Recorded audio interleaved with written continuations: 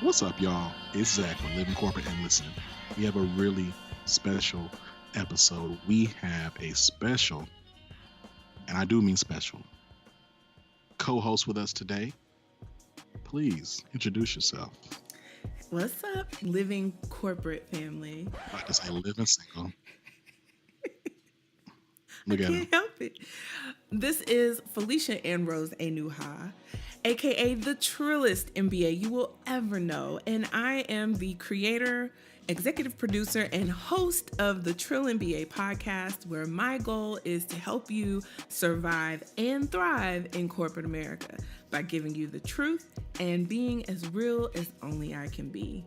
So I am super excited to be here with you today, Zach, because I love living corporate. I love everything you guys stand for. I Right. love the content you guys are putting out for the people. And so Appreciate thank you that. for this opportunity to hang out with you and talk that talk today. Nah, definitely the privilege is ours, and we definitely love Trill MBA. Great content. It was interesting because in our research, trying to figure out, okay, who's doing what it is that we're trying to do? Who's out here really trying to have honest, courageous discussions about non-majority experiences in a workplace? And Trill MBA was really like the only podcast that we saw that was really focused on that. And it's interesting because we actually had a conversation like internally about even like progressing and like moving forward with the living corporate platform because we wanted to understand if we needed to be here, right? But over time, I think what we realized is like there's definitely more than enough space for any voices that are aiming to do this. And the fact of the matter is, if I look across the entire podcast landscape and I can only see one, then I mean, that probably means, needs a little bit more. Yeah, we need all different perspectives. Because here's the thing, as Black people, we are not a monolith. Like, what Right. goes for one Black person doesn't go for the other. Hey, guess what? Not all Black folks are Christian. Not all Right. Black folks are Baptist. You know, Yes. like, we're not all the same. But the problem is Mhm. the media portrays us as that one Black friend or that crackhead or that baby mama. And that's Yes. what it's been until recently, right? Until recently, that's true. And so we have these stereotypes that we need to fight. And the only way to do that is for many more of us to tell our stories, be real about what's happening to us in different aspects of our lives. In corporate spaces, that's just one aspect of God, so many. No, it's super true, and I think it's interesting, even the way that like you're framing this, which I agree, is I think like our vibes are really different, right? Like our core messages are the same, but our vibes are different. So like Trill MBA, y'all are, if you correct me if I'm wrong, my impression is y'all have been focused on like the very visceral experiences of Black folks and how to really shed off the BS and really be your full selves at work. Now, living corporate, we aim to do the same thing, but we're not just focused on Black folks, and the framing and the tone in which we take around certain topics are a little bit different. And one could even say it's almost like an exercise in respectability politics in the way that we go about handling our content. Yes, which is what we're going to talk about today. And Segue King. well, the thing is also, like, I'm very focused on Black women because that's what I know and that's what I understand. Right. And the great thing is, a lot of the things that happen to Black women in corporate also happen to other non-white males in corporate. But I want to pick out the nuances for Black women. So, for example, white women in the workplace, they get up in the morning, they'll look in the mirror, and their concern may be, okay, does this skirt fit too tight because I don't want to draw negative attention or derail my career because I'm coming off too sexy at work. Whereas Black women look in the mirror and say, okay, do I wear my natural hair today? Or do I need to put this heat on it and damage it one more again? What meetings I got today? So it's the same experience in the root of oppression. It just shows itself differently. And that's what I want to bring to the forefront. It's more than appreciated and needed. But yeah, you're right. We're talking today about respectability politics. Yep.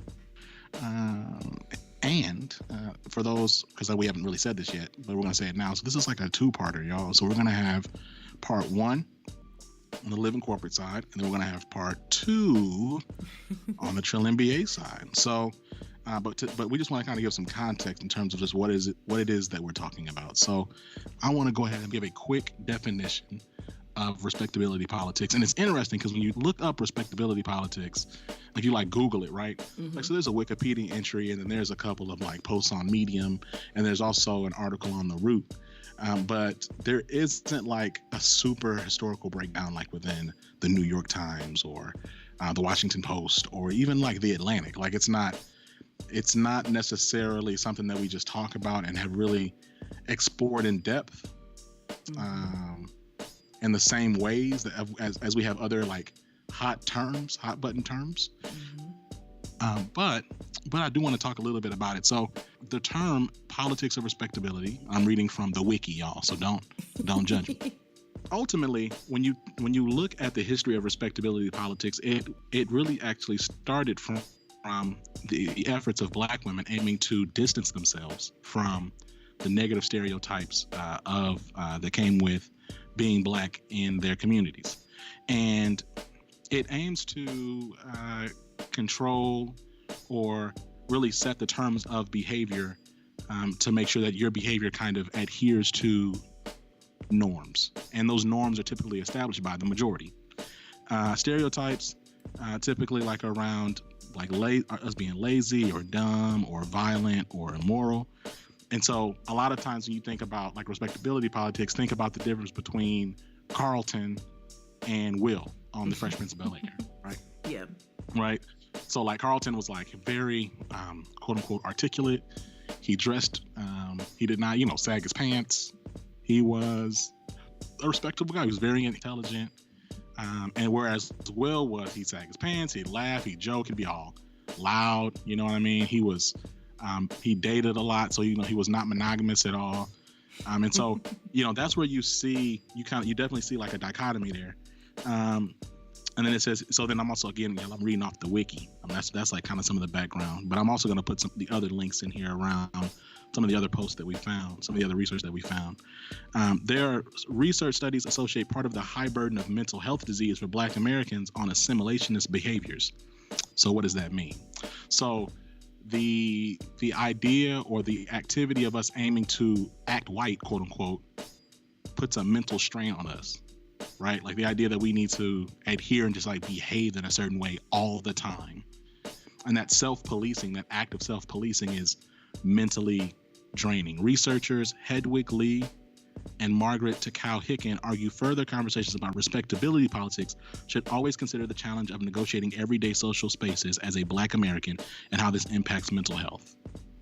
And then so really though, if you want to really read more on the origins of respectability politics, check out the book Righteous Discontent, The Women's Movement in the Black Baptist Church. It's from 1880 to 1920, written by Evelyn Brooks Higginbotham.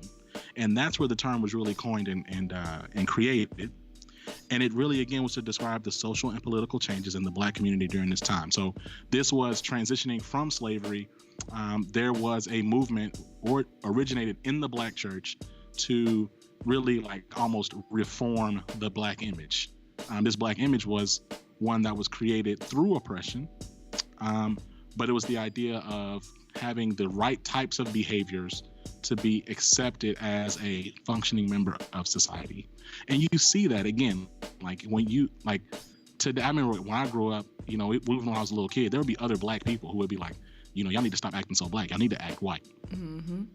Right? Or if you're hanging out with your friends, your Black friends, and be like, you acting white. Mm-hmm. If you happen to do well in school or speak well or just reject slang, or he's like, oh, you acting white. He's like, I'm not acting white. I'm not acting white. Like that's super problematic. But that's the idea of respectability politics. And then like, look, so here you go. So y'all want another example? I'm about to say a bunch of buzzwords today. Black Lives Matter. So the Black Lives Matter movement is an example of a movement against respectability politics.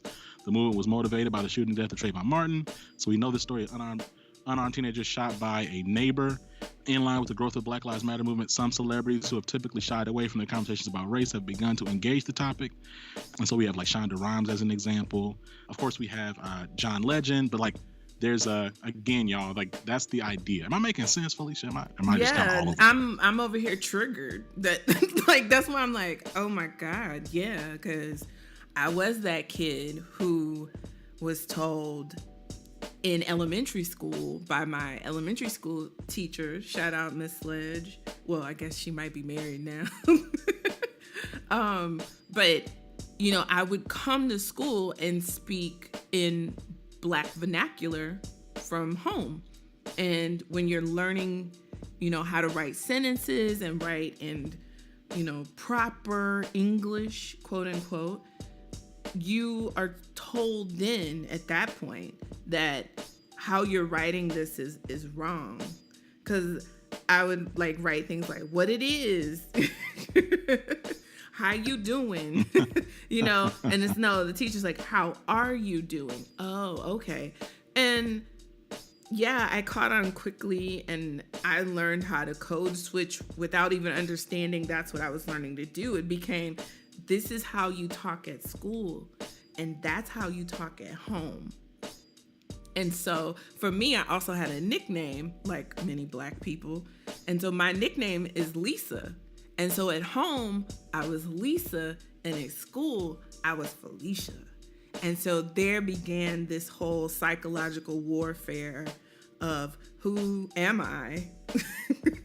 Or who do I need to be? Right. And always questioning that. Right. So yeah, I'm triggered right now. Well, it's interesting, right? Because basically, respectability politics or adhering to respectability politics says, look, for you to be treated better by those in power, you need to act this way, right? So you need to, you know, at work, you need to dress this way. You need to say these things. Your work needs to look like this, like, and it's not so much about quality or even delivery. It's about the methodology of a thing and not necessarily the actual thing itself. And that, again, like that effort to continue to self-police and tweak and adjust and consider every little thing you do can be genuinely, literally nerve-wracking, right? It's dangerous. It's super dangerous. In my experience in my career, what I've seen is that a lot of times when you have like, you know, employee resource groups or these types of groups that are like basically asking you to huddle around some aspect of shared identity, typically it's race. And for the Black ERGs, what I've seen is really just a lot of conversations around respectability, right? So, hey, when you come to work, you need to, you know, make sure you dressing like this. Don't be saying, don't use slang. It's a bunch of don'ts, right? It's a bunch of things for you to assimilate. Right. And I think the biggest thing about respectability politics and just the whole concept of, you know, you need to act this way so that white people approve of you is, look, there's nothing you're going to do. There's nothing you're going to do that is going to dissuade someone from realizing that you're a Black person, right? Now, in your mind, I guess if your goal is just to make sure that you look like you're one of the good ones, I mean, I guess that's a choice. But ultimately, nothing you're going to do is going to stop them from remembering that you are not white. And it's interesting because, like, when I talk to older mentors of mine who same age as my parents, they've been around for a little while. They've done this for a little while. I say, what advice do you give me? They're like, look, the main thing you need to realize is you will not ever be one of them, like ever. Like that's the feedback. And like that's what they've said over and over and over is, hey, you're not them. You're not ever gonna be them. So as long as you keep that in mind, it's like, you know, I know you're doing well and everybody likes you and blah blah blah, but like you're not gonna be them. And it was just, that hurt my heart, like for that to even be like, for that to be the advice that they gave me is it hurts. Like it's real, but it hurts. It's like, wow, okay. So hold on, let's unpack that. why does that hurt you and So it doesn't and hurt many my people? Like, why? What is it about the fact that you will never be them that you feel that makes you feel uncomfortable or you feel a certain kind of way? It's just sad. Like, it is really sad. Like, because a lot of times we say, well, there are no races but the human race, and we're all one people and all this kind of stuff. And it's like, ultimately everybody wants to be accepted, right? Everybody wants to be accepted. So like when you're like, hey, I don't care what you do, you are always going to be other. You're always going to be different.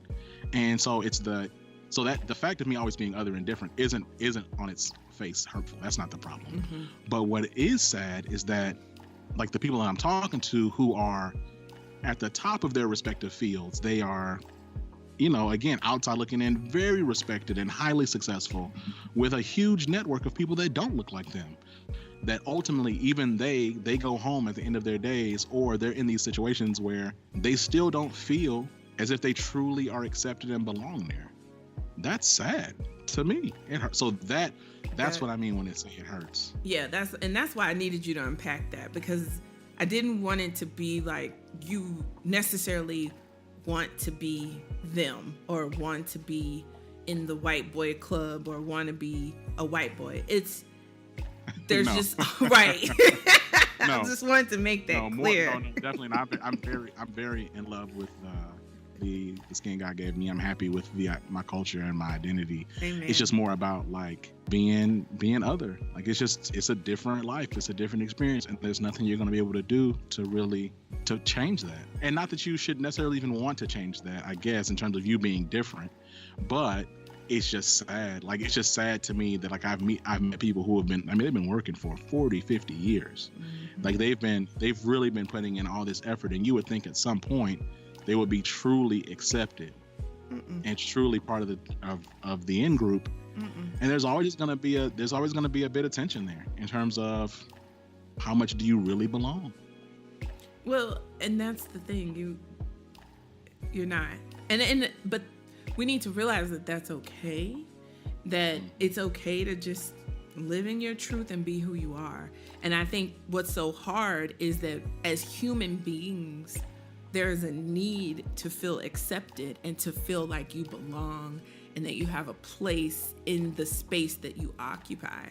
And that rudimentary human need is expressing itself through the nuance of history and culture.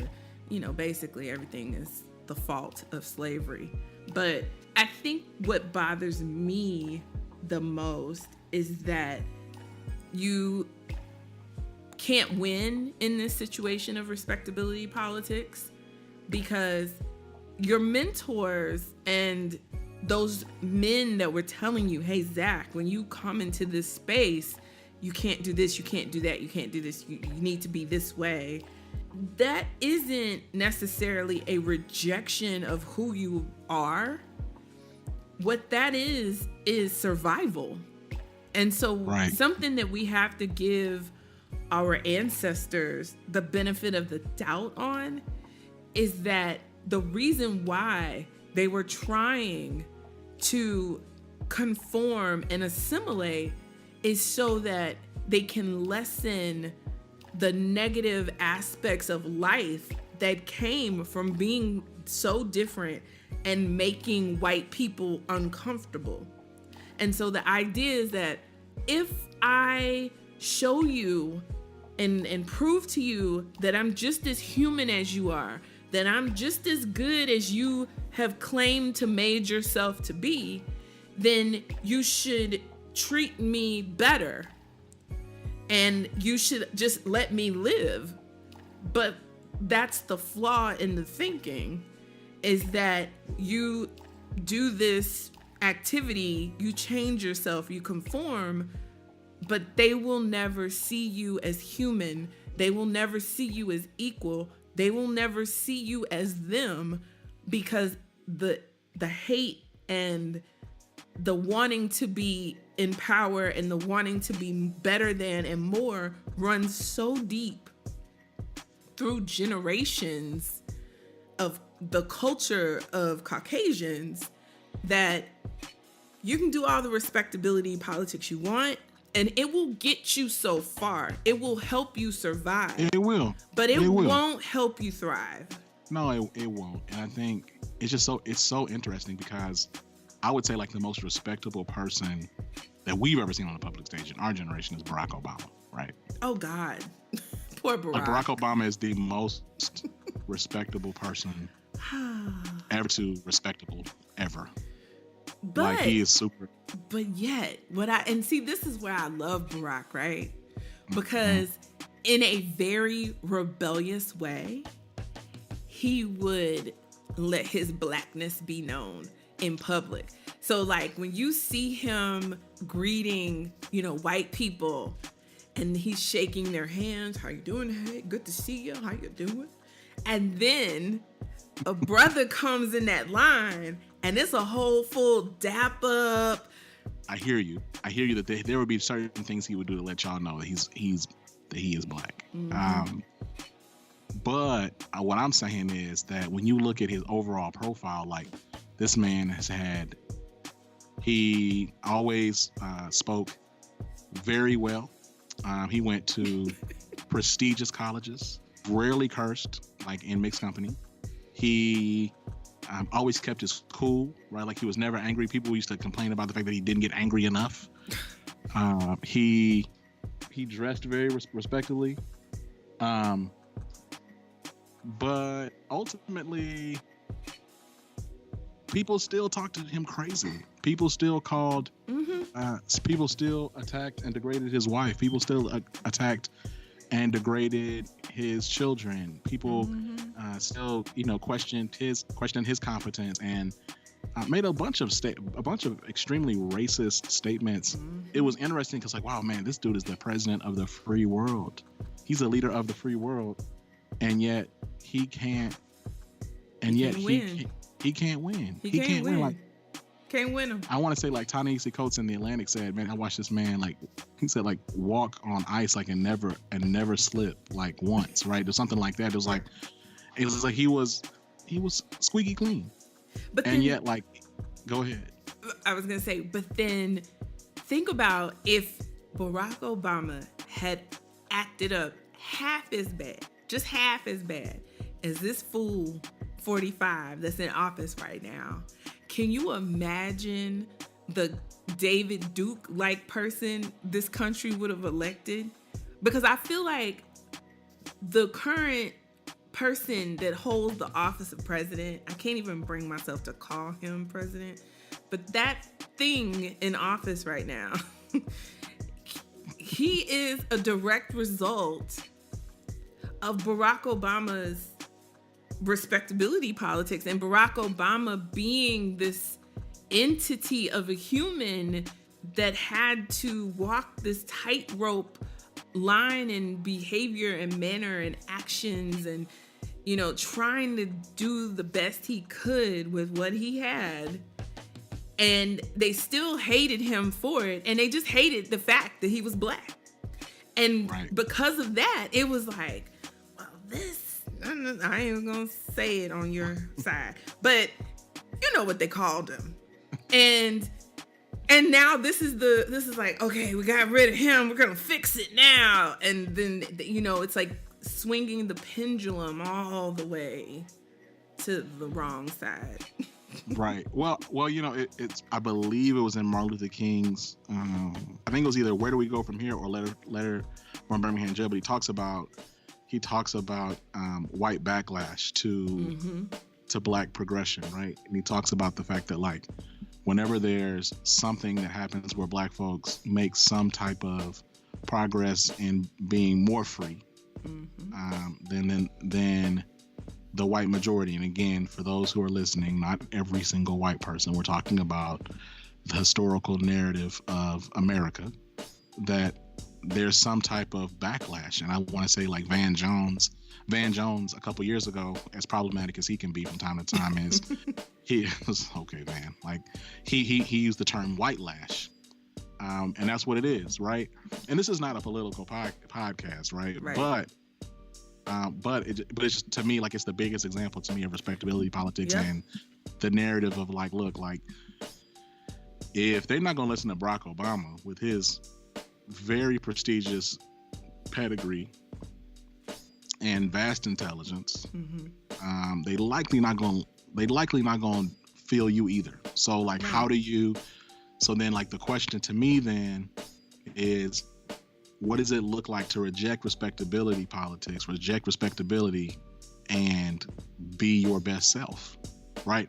Like, that's really what I want to understand. I want to understand what advice it is we have for our listeners who, you know, who have, again, black culture, there's large parts, especially professional black culture, is largely shaped by respectability politics. Like, you're going to go and show up to these things, you're going to talk a certain way, you're going to not do certain things, you're going to not have certain conversations, you're going to laugh at certain jokes, you're going to laugh a certain way, you're going to dress a certain way, like, because of respectability politics, because you want to fit in. And the point that you made earlier about, hey, like, it's not to shame anybody. The origin of respectability politics and the origin of attempted assimilation is survival, right? Like, and that translates today. Like, we act and carry ourselves in a certain way because we want to get promoted, or we don't want to get fired, or you know, we want a bonus, or we want,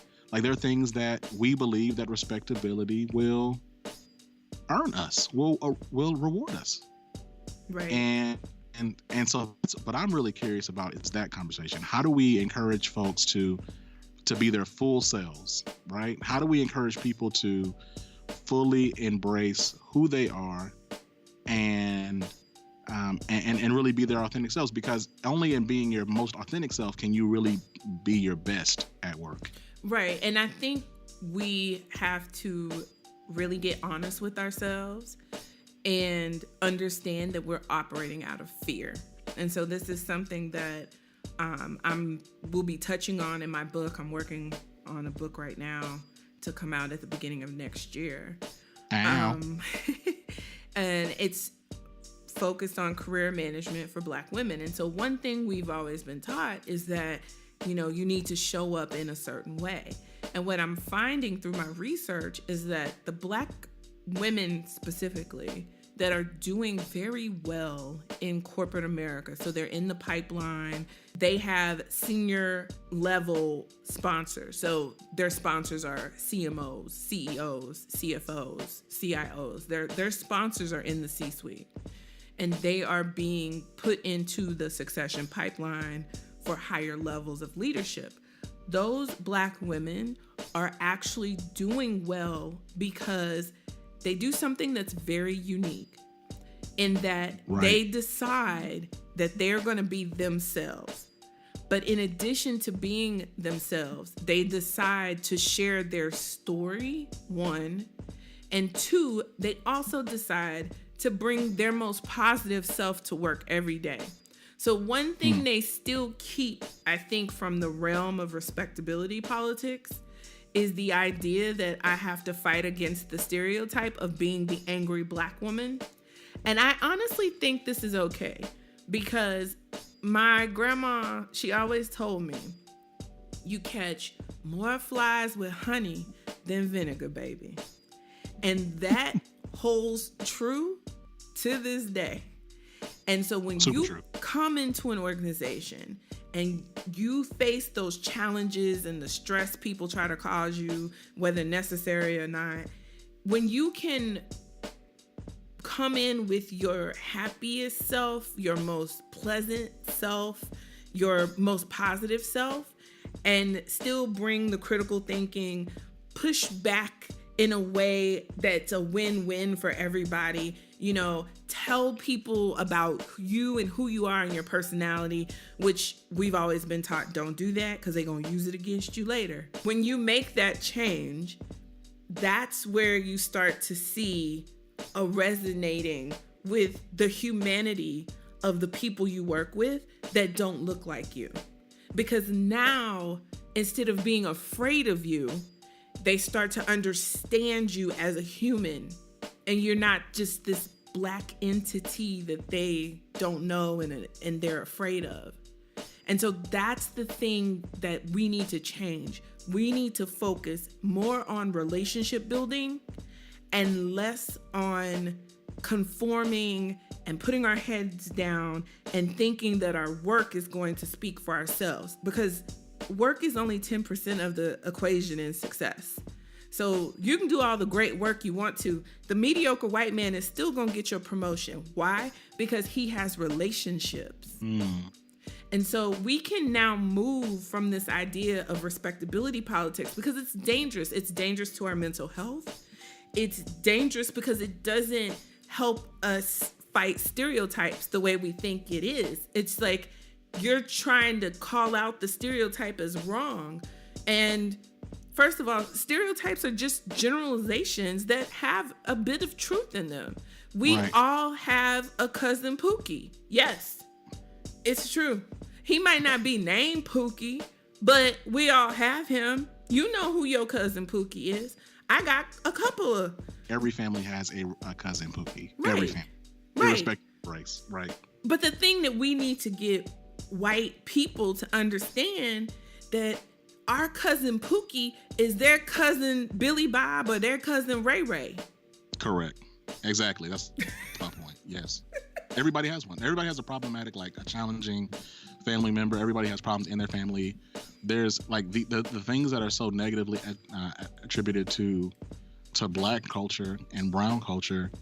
Those things are happening in all families. Exactly. All communities. Exactly. And because life happens. Life happens. And we are all human beings. Yes. And that's what we all need to understand. This idea of thinking that there's aspects of your life that will make you better than the next person next to you and somehow make them less human than you are, like you're a better human. That's the crux of prejudice and racism and just all these ideas of you trying to somehow elevate yourself on the backs of someone else. And in order to do that and to somehow keep your conscious, you have to dehumanize the person who you're standing on. Right. And in this country, it plays out around race. But, this is a human problem. But the more that we use our intellect to recognize it and recognize that respectability politics was only a way for us to survive in white spaces, that doesn't work now. And you can try all you want to, you're not going to win. Barack is a very good example of that. And so now what do? We tell our stories. We humanize ourselves to the world. We share our culture. We share all of it though. The fun parts, the sad parts, the raw human parts, the elated, joyful parts. And that's how we start to shift in the minds of the next generations that we are not a people that you can continue to step on and elevate yourself, because we're going to move and you're going to fall on your butt. And, I'm really appreciative of this conversation. I mean, it's tough because when you think about, I was raised to really believe that, look, if you just put your head down, you work really hard, you keep your business to yourself, you don't tell your story, you don't, then you're gonna go far. And it's like, look, like you said, that's not working now. Nope. Like storytelling is the chief medium of connection, and it's growing to be that, especially in corporate spaces. Like those who can best tell stories, those who can best connect the dots in a narrative form, and not like in a bulleted list, but like truly how they communicate is an effective storytelling. Mm-hmm.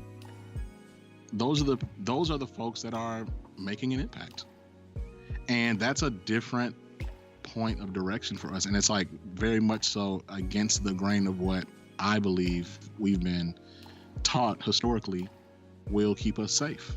Right. But I want you to realize everything that we've been taught was taught out of fear. So it was, I'm afraid for you to walk in this space and I need you to keep yourself safe. And so, these are the things you need to do, which is, but literally it was about life or death, right? Like, if you walked in and you looked at a white man in the eye, you could die. Right. And so respectability politics had its place. But I think now we need to move forward and realize it is a new day. And so for you, Zach, I would encourage you to be more brave, be more courageous, and take those chances that feel like risky, like real risky, and go for it. Because those are the things that get you promoted. When you no doubt go to the CEO and be like, hey, I'm Zach, I just wanted to introduce myself, how you doing today? Now everybody will be like, you just walked up to the CEO with your black self, and what did you say? Even your white boss will be in fear. But the thing is, when you do that though, you're humanizing yourself. You're humanizing this person who has this title and everybody walks around on eggshells around. And now this person wants to connect with you because you opened the door, and they're just humans. And so we need to figure out as Black people, how do we get comfortable in our own skin in the workplace to make those human connections with the white men that are old and stodgy and they have resting bitch face that nobody ever calls out, that old white men have resting bitch face. But, like, how do you get past all of that facade and go talk to them and meet them and learn about them and ask them to learn from them and share with them the things that you know about their organization that they'll never see because they're the CEO. No, that's real. And it's interesting that you say that, because even and I haven't really ever shared this yet, but my promotion journey to get to a manager role, and I got promoted in my last firm, and I'm at a new firm now, new consulting firm now, but it had a lot to do with me telling my story and putting myself out there and connecting and networking with fairly senior folks. And I don't think it's exclusive. And I don't think you're saying this, and I recognize your Trill MBA's focus. But it's this pertains to. It's for everybody, right? It's for every non-white person, and it's for white people too. It's for white men too. And that's the thing we need to realize. In some way, respectability politics also plays out from a economic standpoint. So you will have poor white men whose narrative is, I was raised in the backwoods of Alabama, and my parents scraped together enough money to send me to Alabama University. And so then I went to grad school, I got into Harvard. And now I've unlocked this new world of elitism. Right. And then they hide, their hick family. They feel like they have to fit into this elite That's real. people, So these things happen in different ways, but they happen to all of us. Yeah. And so I don't want to deny anybody's experience. I just want to call out, hey, as Black women, this is how this happens for us, in a way that humanizes us and in a way that you can understand. No, that's real. And so what I want us to do is I want us to go ahead and, for our listeners, it's about to get real. Check us out. We're about to go ahead and you're going to listen to part 2 of this conversation on the Trill MBA Show. That's right. So look, we got a crossover thing. It's really cool, right? It's kind of like when you have, I don't know, what's all the shows on CB? You got on NBC, you got Law and Order, and then you got SVU, and all the characters kind of cross over, oh snap, oh my goodness, they're on the, so it's kind of like that for your podcast, for the loyalists over on Living Corporate. Y'all get to now hear me on Trill MBA and vice versa. You know what I mean? So it's kind of like a. You the Olivia Pope, and then I'm gonna be Viola Davis. I always forget her character's name. I know that's horrible, but she's so ratchet on that show. She killed people and everything. So I don't you think talking about How to Get Away with Murder? Yes. You know, they did that crossover episode. Elise that's Keating. what we are. I'm gonna be Elise Keating, and you're Olivia Pope. So you all statuesque and like put together, white knighting it, and then I'm over here breaking laws because I'm a rebel. Wow.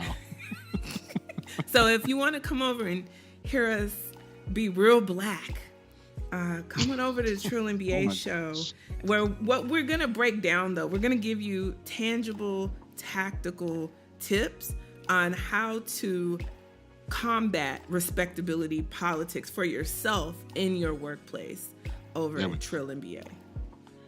All right, y'all. Well, listen here. Thank y'all for listening to the Living Corporate Podcast. You can check us out everywhere at Living Corporate. That's right. So if you Google Living Corporate, we'll pop up. We're Living Corp _pod on Twitter. We're at Living Corporate on Instagram, Living Corporate Podcast at gmail.com.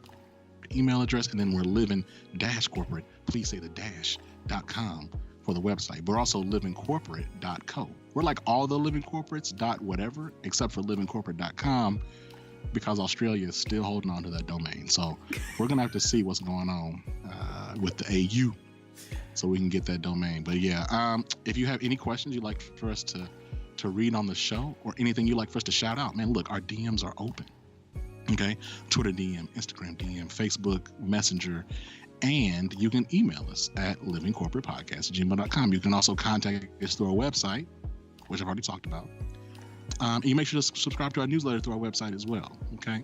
Let's see here. Shout out to JJ. Shout out to all the folks who are checking out the podcast. Shout out to Trill MBA. You're going to see us over on the next one. This has been Zach, and you've been listening to myself, Felicia Ann Rose Enuha, aka the Trillest MBA you will ever know. JJ, drop the air horns right here. Yes, right on the outro. We're going to put the air horns on here for my girl, Felicia. Thank you so much. Thank y'all for listening to us. We're going to be back. Peace. That was so cool. Living Corporate is a podcast by Living Corporate LLC. Our logo was designed by David Dawkins. Our theme music was produced by Ken Brown. Additional music production by Antoine Franklin from Musical Elevation. Post-production is handled by Jeremy Jackson. Got a topic suggestion? Email us at livingcorporatepodcast@gmail.com. You can find us online on Twitter, Facebook, Instagram, and living-corporate.com. Thanks for listening. Stay tuned.